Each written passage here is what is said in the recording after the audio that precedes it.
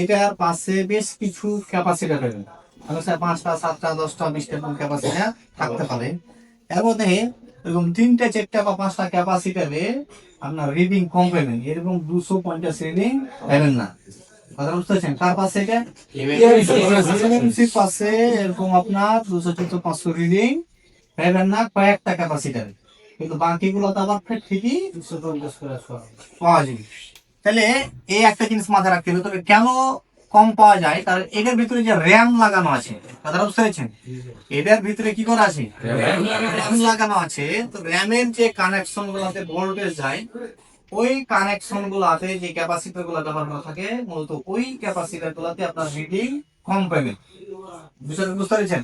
তো অনেক সময় ডাইরেক্ট আপনি 100 পেতে পারেন, 150 পেতে পারেন, 177 পেতে পারেন, ওইটা কোনো শর্ট নয়, ওটা ঠিক আছে। এটাকে পারফেক্টলি মাপতে গেলে আপনাকে মাপতে হবে বিপ মুডে। এর বিপ মুডে যেই ডায়েট গুলোতে ক্যাপাসিটার গুলোতে আপনি দেখা যায় যে 100-150 পেয়েছেন, বিপ মুডে তখন আপনাকে মিনিমাম 50 পেতে হবে। কত পেতে হবে? মিনিমাম 50 পেতে হবে। আর উপরে যদি বেশি পান ওটা হলে সমস্যা নেই, উপরে যাওয়া। কিন্তু যদি নিচে নামতে লাগে, তখন এটা বুঝতে হবে যে আপনার মোবাইল ফোনের যে র্যাম আছে, এই র্যামটাতে ডিস্টার্ব হয়ে গেছে। বুঝতে পেরেছেন? ওই র্যামের কারণে রিস্টার্ট মারবে, হ্যাং লো করবে, স্লো কাজ করবে, অনেকগুলো প্রবলেম করে। তো অনেক সময় আপনার এই র্যাম চেক করার মেশিন কিন্তু আমাদের এখনো বের হয়নি, ধরেন। বুঝতে পেরেছেন?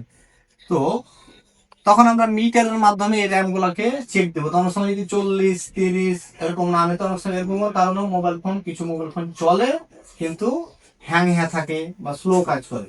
ওই মোবাইল ফোন গুলা কাজ করার সময় খুব সাবধানে কাজ করতে হয়, কাস্টমারকে বলে নিতে হয়।